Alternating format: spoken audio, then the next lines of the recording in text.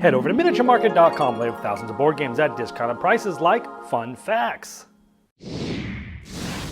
Hello my friends, it's the Game Boy Geek here. Today we're going to be learning a lot about each other, whether you know each other or with strangers, with some fun facts. This is a party game, a follow-up to Just One, So Clover, because it's published by Repo's Production. It's in that same vein, a cooperative party game. Let me show you how it's played. I'll see you on the other side.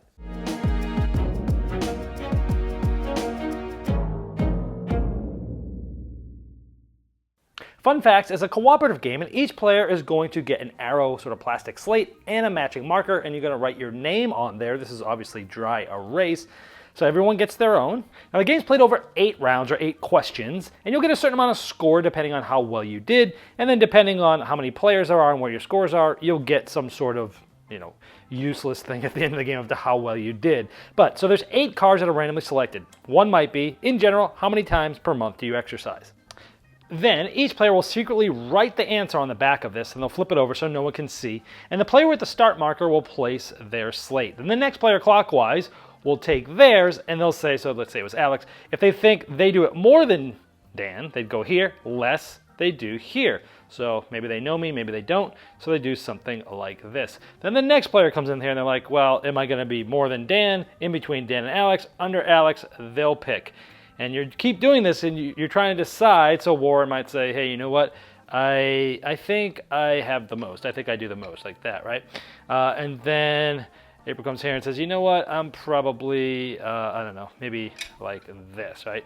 So then you have it. Once all the players are done, now you have to have at least 4 players to play this game, you'll start from the bottom and you'll start revealing. So we'll reveal this, and Greg goes, hey, 0. You know what? I had 0. That's great. Now you're trying to go in ascending order here, so we're going to go up, and then we'll look at this one. So this one was, okay, it's greater than 0, so that's good. We can keep going. Now let's say we have Alex here. 10. So there's a mistake here. So this, Alex actually was less than this, but we thought, as the players put their slates, they thought it was different. So you get to remove one of these, and it says you get to choose, but obviously you choose the one that's bigger. It gives you a bigger spread here. And let's say we flip this. Okay, 24 is bigger than 10, but that means Warren better be more than 24. It's not. They were close. So this one gets removed. So we have 3 of them incorrect. That are correct, and so we would get 3 points. Now you'd write that on the player marker. This is the first player marker. This is dry erase. You'd write this, and each round you depend to that, so you keep a running score here. That's pretty much it. At the end of 8 questions, depending on your players, depending on your points, tells you how you did. Let's take a look at some of the other questions. Now there are 195 questions, and here are just a few others. How many years of your life would you give up to become a billionaire instantly? How much is your mood affected by the weather? From 0 to 100. How flexible are you physically from 0 to 100? How many days did your longest trip last? On this one, in general, how many alcoholic drinks do you have per week? How open are you to new experiences from 0 to 100? How interested are you in being a celebrity from 0 to 100? So those are the types of questions you'll find in here. All right, let's talk about what I liked about the game. You could teach this game, at least get going, in about 10 seconds. Hey everyone, we're playing a cooperative party game. We're trying to get the most points we can.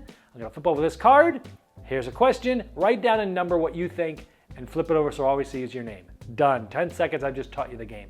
And then as you go through and it gets to the player's turn, you just tell them what to do. Is it higher or lower? Higher or lower? That's it. This is a super easy game, and you can get people into fun really quick. So it's great with mass market holiday parties coming up soon. This is going to be great for those. This is like a cross between Wits and Wagers, which is one of my favorite party games, and Top 10, which was a game that was nominated for the Spiel des Jahres this year. Wits and Wagers because you're writing down numerical answers to questions, but they're about you, not about other things now. And the Top 10 aspect of picking where do I slot, or where do I slot between other players. That's always interesting too. Am I more than you or less than you? Am I more than this person, less than this person? That's always fun, and then when you flip them over, you figure out what happened. It's just a fun mechanism that works really well here. This is definitely great with people that you know, because you think you know something about somebody and you're surprised and you have these great conversations. That's what this game is about. It's about the conversations that come up with the choices that people make about themselves, okay? But it doesn't mean you can't play this with people you don't know, because this is actually a fantastic icebreaker game because of how easy it is to teach.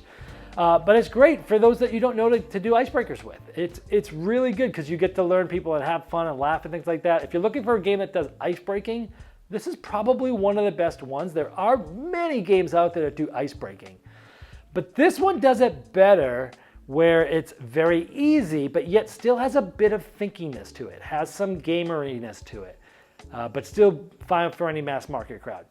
I like that you're slotting your answer in, like top 10, and I like that has an aspect of sort of gameriness to it, where you're trying to like figure out where do I land. It's just fun. It's a good thing, and I think this is a great follow-up to Just One and So Clover. They're very different party games from each other, but same publisher and in that same cooperative vibe there.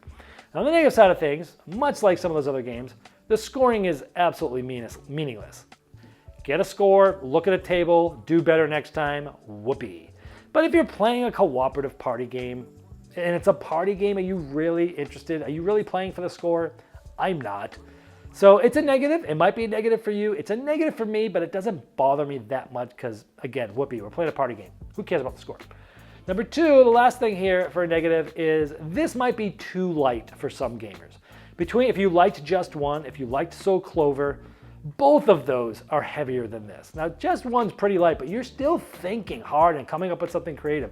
Here, you're writing something down about yourself and figuring out where you're slotting. This is uber light. I mean, this thing will float away, it's so light, but it's still this is a good testament of how you can have a game that's very light, but still be engaging and fun. So it might be too light for some. If you thought So Clover was the right amount of thinkiness, but Just One was too light, this is probably gonna be too light for you. So that's it. I still really like it. I enjoyed it quite a bit. If you're looking for a great icebreaker game or one for holiday parties with families, this is a fantastic one. Fun facts. It's been a Game Boy Geek, breaking down barriers, growing relationships through board games, and helping you on the next one you'll love. Game Toppers not only transforms your existing table to a high-quality gaming solution, they now offer full leg kits and dining cover solutions for the full table application. Paired with their amazing, thematic, premium stitch edge mats from noted board game artists like Vincent Dutray, collapsible cup holders, and really cool accessories, it's a complete system that upgrades every game you play. Go to GameToppersLLC.com or click the link below to late pledge for their latest Game Topper 3.5 Kickstarter campaign.